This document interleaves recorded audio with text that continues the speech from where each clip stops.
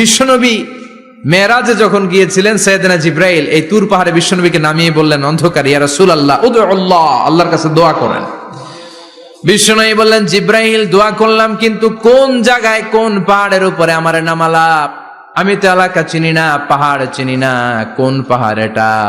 সাইয়েদনা জিব্রাইল বললেন, নবী হাদিহি জাবাল মুসা তুরে সাইনা, এটা আপনার ভাই মুসার পাহাড়, তুর পাহাড়। সুবহানাল্লাহ। এটার চূড়ায় বিশ্বনবী দোয়া করেছেন। এবং ইয়াজুজ মাজুজের আক্রমণ থেকে বাঁচার জন্য ঈসা আলাইহিস সালাম কিয়ামতের আগে সব মুমিন বান্দাদেরকে নিয়ে তুর পাহাড়ের উপরে উঠবে। সুবহানাল্লাহ পড়েন। আমি নিজেই তুর পাহাড়ের উপরে উঠছি 2 বার জীবনে। আমি মিশরে ছিলাম তো, ওখানে আমি শিক্ষা সফরে 2 বার আমরা প্রায় তুরে সাইনাতে সফর করতাম। ঠান্ডা একটা এলাকা, মিশরে পুরো মিশরে গরম, ওদিকে ঠান্ডা। 3 ধর্মের লোকদের জন্য এটা একটা তীর্থস্থান, সবাই যায়। ইহুদিরা যায়, খ্রিস্টানরা যায়, আমরাও যেতাম। মাঝরাতে তুর পাহাড়ে উঠতে হয়, ফজরের সময় পৌঁছতে হয়, আবার 7টা-8টার দিকে ব্যাক করতে হয়। 10টা-11টার পরে সূর্যের তাপে পাথরের পাহাড় এত গরম হয়, ওখানে কোনো মানুষ দাঁড়িয়ে থাকতে পারে না। আমরা উঠতেছি কাঁধের মধ্যে ব্যাগ নিয়ে, খ্রিস্টানরা উঠতেছে, ইহুদিরাও উঠতেছে। ওটার উপরে খ্রিস্টানদের একটা চার্চ আছে, গির্জা। ইহুদিদের আছে একটা ছোট্ট সিনাগগ। ইহুদিরা যে জায়গায় নামাজ পড়ে ওটারে কি বলে? সিনাগগ। খ্রিস্টানরা যেটাতে নামাজ পড়ে ওটারে বলে চার্চ, গির্জার। আমরা যেটাতে নামাজ পড়ি মসজিদ। আমাদের একটা মসজিদ আছে ছোট। ফজরের সময় উঠলাম, উঠে তাকিয়ে দেখি সূর্য কিরণে পুরো তুর পাহাড়ের সিলসিলাতুল জিবাল, পাহাড়ি রেঞ্জ ঝিকিমিকি আলোতে সূর্যের কিরণে চমৎকার এক আভা, রক্তিম আভা ধারণ করেছে। সবাই মিলে আল্লাহর কাছে দোয়া করলাম। এই তুর পাহাড়ের কসম কেটেছে কে? রব্বুল আলামিন বলেন, ওয়াত-তিনি ওয়াজ-যাইতুনি ওয়া তুরি সিনিনা ওয়া হাযাল বালাদিল আমিন। তিনের কসম, জাইতুনের কসম, তুর পাহাড়ের কসম, আর এই নিরাপদ শহরের কসম। এই নিরাপদ শহর দ্বারা উদ্দেশ্য হচ্ছে মক্কাতুল মুকাররমা। নিরাপদ শহর দ্বারা কোন শহর উদ্দেশ্য? মক্কা। যে মক্কার আগের নাম ছিল বাক্কা। মক্কার আগের নাম সবাই বলেন বাক্কা। মক্কার নামে আল্লাহ কোরআন একটা সূরা দিয়েছে, সূরার নাম সূরাতুল বালাদ। লা উকসিমু বিহাযাল বালাদ ওয়া আনতা হিল্লুম বিহাযাল বালাদ। সুবহানাল্লাহ পড়েন।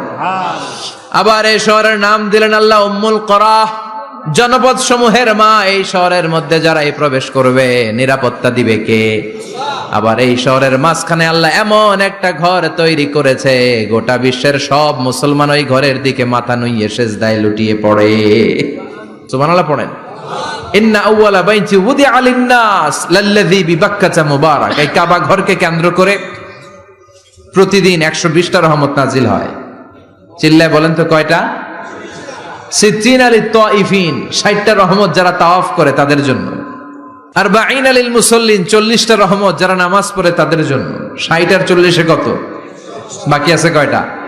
ওয়াল 20 লিন-নাযিরিনা ইলাল কাবা, বাকি 20টা রহমত যারা তাওয়াফও করে না, নামাজও পড়ে না, শুধু কাবার দিকে তাকিয়ে থাকে। সুবহানাল্লাহ পড়েন। আবার কাবার 4টা কর্নার আছে। একটা কর্নারের ভেতরে একটা পাথর আছে, এটাকে বলে ব্ল্যাক স্টোন কর্নার, হাজরে আসওয়াদের পাথর। এই পাথরে যেই চুমো দেয়, পাথর ওই চুমোদানকারীর জীবনের সব গুনাহ টেনে শুষে সব নিয়ে যায়। কিয়ামতের দিন আল্লাহ হাজরে আসওয়াদের 2টা ঠোঁট দিবেন, 2টা চোখ দিবেন, আর দাঁড় করিয়ে দিবেন। আল্লাহর সামনে দাঁড়িয়ে দাঁড়িয়ে হাজরে আসওয়াদ সুপারিশ করবে, আল্লাহর কাছে বলবে, আল্লাহ এই লোকটা আমারে চুমো দিয়েছে, তার জন্য জাহান্নামের আগুন হারাম করে দাও। এই হাজরে আসওয়াদ পাথরের জন্য আমরা চুমো দিতে পারি, আল্লাহ তৌফিক দাও। জোরে পড়েন আমিন। এই নিরাপদ শহরের কসম। শহরটার নাম মক্কা। চিল্লায় বলেন শহরটার নাম। এটার মাঝখানে একটা ঘর আছে, আল কাবা আল মুশাররাফা। লক্ষ লক্ষ মানুষ এই কাবা কেন্দ্রিক প্রতিদিন ছুটতে থাকে। আল্লাহ বলেছেন এটা মাসাবাতান লিন-নাস, মানুষের মিলন কেন্দ্র। লক্ষ লক্ষ মানুষ এই কাবাকে ঘিরে নামাজ পড়ে। প্রতিটা জুমার দিন 10 লাখেরও মোর দেন 1 মিলিয়ন মুসল্লি কাবার চারদিকে জুমার সালাত আদায় করে। সুবহানাল্লাহ পড়েন। আজান হওয়া মাত্রই মৌমাছির মতো মানুষগুলো ছুটতে থাকে। কাবার আজান শুনেছেন? আল্লাহু আকবার, আল্লাহু আকবার,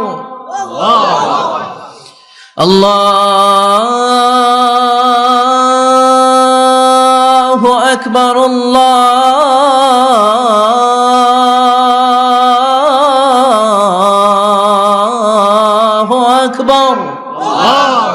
কি সুরেলা আজান, কাবার আজান। আজান হতে দেরি যদি 20-30 তলা হোটেলের কোনো ছাদ থেকে আপনি খেয়াল করেন, দেখবেন মৌমাছির মতো ডানে বায়ে সামনে পেছনে চারিদিক থেকে শারে আল হিজরা দিয়ে, শারে আজিয়াদ রোড দিয়ে, গাজ্জা দিয়ে, জারোয়াল দিয়ে, মেসফালা দিয়ে, ইব্রাহিম খালিলি দিয়ে মানুষগুলো কাবার দিকে ঢুকতে শুরু করেছে, ঠিক কিনা? আবার বিশ্বনবী বলতেন, মক্কা তো হাব্বুল বিলাদ ইলাইয়া, মক্কা শহর আমার কাছে সব চাইতে প্রিয় শহর। লাউলা উখরিজিতু লামা খারাজতু, মক্কার কুরাইশরা, কাফেররা যদি এই শহর থেকে জোর করে আমারে বের করে না দিত, আমি কোনোদিন মক্কা ছেড়ে দূরে যেতাম না। সুবহানাল্লাহ পড়ে। বিশ্বনবীর জন্মস্থান এই শহর, যেখানে বিশ্বনবী জন্মেছেন ওইখানে আছে মাকতাবা, লাইব্রেরি। কি আছে? হজ ওমরা যারা করেছেন তারা দেখবেন ওখানে গেলেই ফ্রিতে বই দেয়। কি দেয়? বিশ্বনবীর জন্মস্থানে গেলে যেই ভাষার হন, বাঙালি গেলে বাংলায়, ইংরেজ গেলে ইংরেজিতে, পাকিস্তানিরা গেলে হিন্দিতে, সবাইকে ফ্রিতে বই দেয়া হয়।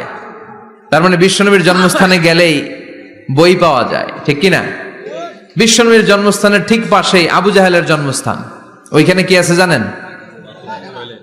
হ্যাঁ, হাম্মাম আবি জাহাল। বাঙালি হাজিদের বুক ভরা ঘৃণা তার জন্য। বাঙালি হাজিরা বলে, আবু জাহিল্লার টয়লেট কই, যাইয়া সব ভরাই দিয়ে আসুন। জেদ্দাতে নেমেই খুঁজতে আরম্ভ করে, আবু জাহিল্লার টয়লেট কই। সবাই বলে, এই না জেদ্দায় আসলেন, মক্কা তো 80 কিলো দূরে, আপনি যাবেন, ওমরা করবেন, বিশ্রাম নেবেন হোটেলে, এরপরে জিয়ারা যখন করায় তখন ওখানে নেয়। কিন্তু নাইম্মাই কই, আবু জাহিল্লার টয়লেট কই। কি ক্ষোভ তার প্রতি, না? কি ক্ষোভ আর ঘৃণা।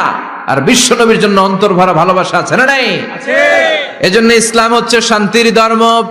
জঙ্গিপনা যারা করে, সন্ত্রাসবাদের কথা যারা সমাজে উস্কে দেয়, তাদের জন্য ইসলামে কোনো শান্তি নাই। আবু জাহেল ছিল সন্ত্রাসদের লিডার, ঠিক কিনা?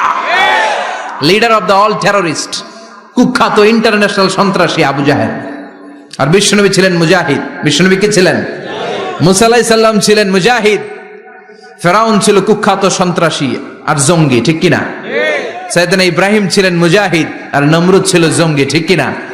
যারা ইসলামের পক্ষে কথা বলে তারা মুজাহিদ, আর যারা ইসলামের বিপক্ষে তারা সন্ত্রাস আর জঙ্গি। চিল্লায় বলেন ঠিক কিনা? সে আল্লাহ ডেকে বললেন, গোলামুত্তিনি ওয়াজ-যাইতুনি ওয়া তুরি সিনিনা ওয়া হাযাল বালাদিল আমিন। 3 ফলের কসম, জাইতুনের কসম, তুর পাহাড়ের কসম, বিশ্বনবীর জন্মস্থান মক্কাতুল